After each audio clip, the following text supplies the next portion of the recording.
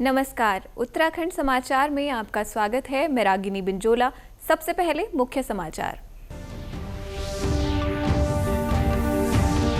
राज्यपाल गुरमीत सिंह ने कहा, राज्य में सेब उत्पादन बढ़ाने के लिए हिमाचल प्रदेश का मॉडल अपना सकते हैं किसान। शिमला में हिमाचल प्रदेश के अधिकारियों से आपदा प्रबंधन पर आपसी सहयोग को लेकर की चर्चा।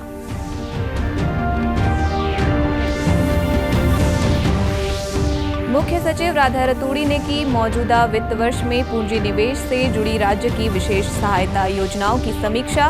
तय समय के भीतर प्रस्ताव केंद्र सरकार को भेजने के दिए निर्देश।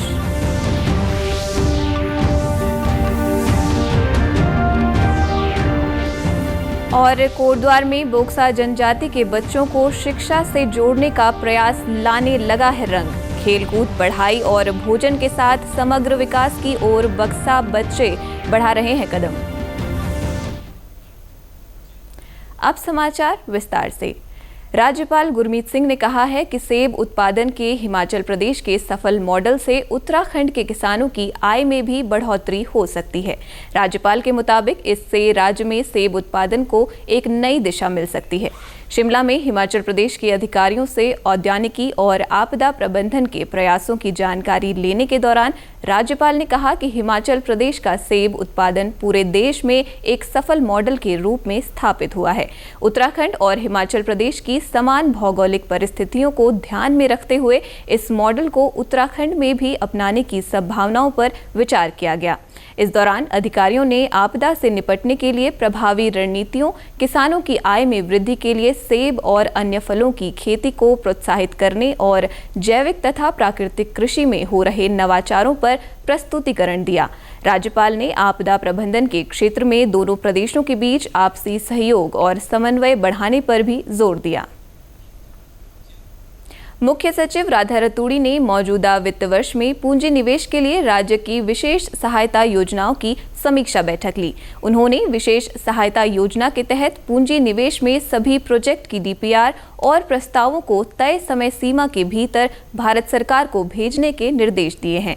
इनमें महिला एवं बाल कल्याण विभाग का विभिन्न जनपदों में कामकाजी महिलाओं के लिए हॉस्टल निर्माण की डीपीआर, पर्यटन के विभाग का पर्यटक केंद्रों के विकास से जुड़ा 250 करोड़ का प्रस्ताव, परिवहन विभाग का लगभग 100 करोड़ की धनराशि के पुराने वाहनों के स्क्रैपिंग प्रस्ताव और उद्योग एवं आवास विभाग को लगभग 100 करोड़ के औद्योगिक विकास को प्रोत्साहित करने के प्रस्ताव शामिल हैं। इसके साथ ही राजस्व एवं कृषि विभाग का ग्रामीण क्षेत्रों में भूमि रिकॉर्ड सुधारों और आधुनिकीकरण से जुड़ा लगभग 505 करोड़ का प्रस्ताव भी है। मुख्य सचिव ने संबंधित विभागों के लिए इन सभी प्रस्तावों की डेडलाइन भी तय की है। मुख्यालय के चंडाक रोड में बन रही मल्टी स्टोरी पार्किंग को लेकर जिला प्रशासन ने जांच करने का निर्णय लिया है। इस संबंध में प्रशासन की तरफ से एक कमेटी का भी गठन कर लिया गया है। यह कमेटी 1 सप्ताह में अपनी रिपोर्ट सौंपेगी। गौरतलब है कि पिछले दिनों हुई भारी बारिश के बाद चंडाक रोड में बन रही पार्किंग में भूस्खलन हो गया था। इस वजह से मुख्य सड़क के साथ ही आसपास के इलाकों में भी भूस्खलन का खतरा पैदा हो गया। इसे देखते हुए लोक निर्माण विभाग द्वारा पार्किंग के पास मुख्य सड़क पर चेतावनी बोर्ड भी लगा दिए गए थे। निर्माणाधीन पार्किंग स्थल जो बना है उसकी टेक्निकल उसकी फिजिबिलिटी को चेक करने के लिए उसकी इस संबंध में माननीय मुख्यमंत्री जी द्वारा भी हमें निर्देश दिए गए हैं। इस संबंध में हमने एक समिति बनाई है जो कि IIT रुड़की के साथ मिलकर के जांच करके हमें रिपोर्ट देगी। वर्तमान में वो स्थल पर पार्किंग के लिए कटिंग करने की वजह से मुख्य मार्ग को भी जो चंडाक को जाता है उससे उस पर नुकसान हो गया है। तो इस आधार पर देख रहे हैं कि रोड का नुकसान नहीं हो, पहले पार्किंग के लिए जो डिजाइन है उसमें आवश्यक चेंज करने के लिए हमें 1 सप्ताह में कमेटी रिपोर्ट देगी, उसके बाद हम कार्रवाई करेंगे। यहाँ रुकेंगे एक छोटे से ब्रेक के लिए, आप बने रहिए हमारे साथ।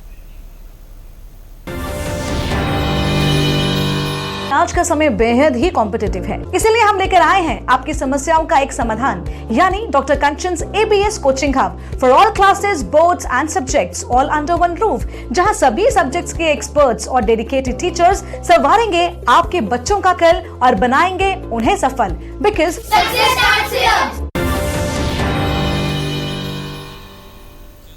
ब्रेक के बाद एक बार फिर आपका स्वागत है। बढ़ते हैं अगली खबर की ओर। गौरीकुंड से केदारनाथ जाने का पैदल रास्ता बीच में कुछ क्षतिग्रस्त हुआ है। सुबह 3 बजे जंगल चट्टी से 1 किलोमीटर पहले रास्ता टूट गया था। इसकी वजह से कुछ समय के लिए केदारनाथ यात्रा रुक गई थी। हालांकि यात्रियों की सुविधा के लिए वैकल्पिक मार्ग का चयन किया गया है और वैकल्पिक मार्ग से आवाजाही शुरू हो गई है।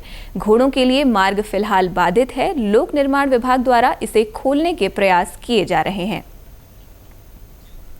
पौड़ी गढ़वाल के कोटद्वार भाबर क्षेत्र में रहने वाली बोक्सा जनजाति को शिक्षा से जोड़ने के लिए विशेष प्रयास किया जा रहा है।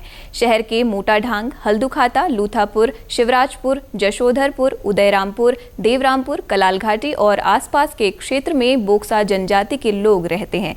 पिछले वर्ष प्रधानमंत्री जनमन कार्यक्रम की शुरुआत के बाद समुदाय के बच्चों की शिक्षा पर विशेष ध्यान दिया गया। पहले बोक्सा परिवारों के बच्चों का स्कूल में पंजीकरण तो हो जाता था, लेकिन वह नियमित तौर पर स्कूल नहीं आ पा रहे थे। लेकिन अब स्थिति में बदलाव आया है। शिक्षकों के प्रयास से स्कूलों में बच्चों की संख्या भी बढ़ गई है। जसोदपुर राजकीय प्राथमिक विद्यालय में तैनात सहायक अध्यापिका प्रेमलता रावत बताती हैं कि अभिभावकों को लगातार प्रेरित किया जा रहा है कि वे बच्चों को रोजाना स्कूल भेजें। पेरेंट्स को बार बार हम ये इस बात पे जोर देते हैं कि बच्चों को जरूर स्कूल भेजें। हम कुछ न कुछ तो बच्चा जरूर सीखेगा ना स्कूल में, और फिर उनके पीछे धीरे धीरे मेहनत करके काफ़ी इम्प्रूव किया है सर। गेम्स हैं बच्चों के लिए और मध्याह्न भोजन का है और पोषाहार भी उनको रेगुलर मिलता है। सभी चीज़ें हैं सर, जो मतलब बच्चों की छात्रवृत्ति भी आती है और सभी चीज़ें यहाँ पर सरकार द्वारा जितनी भी योजनाएं हैं उनका संचालन अच्छे से हो रहा है। एक कारण ये भी है कि उनको सारी चीज़ें सुविधाएं मिल रही हैं, तो बच्चों की रेगुलरिटी बनी है। ऊपर से पढ़ाई का ज़्यादा फोकस किया है इसमें। जसोदपुर प्राथमिक विद्यालय में अब बोक्सा जनजाति के 37 बच्चे शिक्षा हासिल कर रहे हैं। वे कहते हैं कि स्कूल आना उन्हें बेहद अच्छा लगता है। स्कूल की ड्रेस पहनती हूँ, छोटी बहन को लेके आती हूँ। मेरी स्कूल में कबड्डी, लूडो, क्रिकेट, खो खो सभी खिलाया जाता है। मैं सब खेलों में भाग लेती हूँ। सबसे अच्छा मुझे खेल लगता है खो खो। मैं यहाँ शुरू से पढ़ता हुआ आ रहा हूँ और मुझे स्कूल में आना बहुत अच्छा लगता है, क्योंकि हमें यहाँ अच्छी शिक्षा मिलती है। हमने बीच में स्कूल छोड़ा था, मगर हमारी मैम हमारे घर आकर हमें समझाया और फिर हमें स्कूल आना बहुत अच्छा लगता है। मुझे सब विषय अच्छे लगते हैं, क्योंकि हम हिंदी सीखेंगे वो भी जरूरी है, इंग्लिश और गणित और मैथ, संस्कृत जब सब जरूरी है। मुझे स्कूल आना अच्छा लगता है, क्योंकि यहाँ सभी बच्चे रहते हो और खेलने को भी मिलता है, खाने को भी मिलता है, पढ़ने को भी मिलता है। मैं खो खो, कबड्डी, कैरम और लूडो क्यूब खेलते हैं। उप जिलाधिकारी सोहन सिंह सैनी बताते हैं कि विशेष तौर पर बोक्सा बालिकाओं को शिक्षा के प्रति प्रेरित करने के लिए कोटद्वार में एक छात्रावास स्थापित करने की प्रक्रिया जारी है। और ऐसे हैं, बहुत गरीब हैं, वो उनका खर्चा नहीं उठा पाते हैं, उनकी देखभाल नहीं कर पाते हैं, तो हॉस्टल के माध्यम से उनका एक रखरखाव भी, उनकी देख रेख भी होगी, साथ ही साथ उनका जो पढ़ाई का खर्चा है वो भी होगा, उनके हेल्थ में भी जो है सुधार होगा, उनके खाने में भी सुधार होगा और उनकी निश्चित रूप से उनकी जो है एजुकेशन में जो है परिवर्तन नजर आएगा। क्षेत्र की विधायक और विधानसभा अध्यक्ष ऋतु खंडूड़ी भूषण ने बोक्सा अभिभावकों से आग्रह किया है कि वे अपने बच्चों को स्कूल अवश्य भेजें, क्योंकि शिक्षा के जरिए ही बेहतर भविष्य हासिल किया जा सकता है। स्ट्रक्चर का डेवलपमेंट कर रहे हैं, दूसरी तरफ शिक्षा के माध्यम से भी हम प्रयास कर रहे हैं कि उनको हम और विकसित कर सकें। खुशी है कि बच्चों को एजुकेशन देना आवश्यक है, शिक्षा देना बहुत आवश्यक है। अगर हम चाहते हैं कि हम एक विकसित देश के तौर पर उभरें 2047 में, तो बहुत आवश्यक है कि हम अपने बच्चों को शिक्षा दें। और मुझे बहुत खुशी है कि जो जनजाति के लोग हमारे यहाँ, जो बोक्सा लोग हैं, उनको हम शिक्षा की ओर और प्रेरित कर रहे हैं। इसी के साथ अभी तक के समाचार समाप्त हुए। दूरदर्शन समाचारों से जुड़े रहें। मिलते हैं फिर शाम 5 बजे के बुलेटिन में। नमस्कार।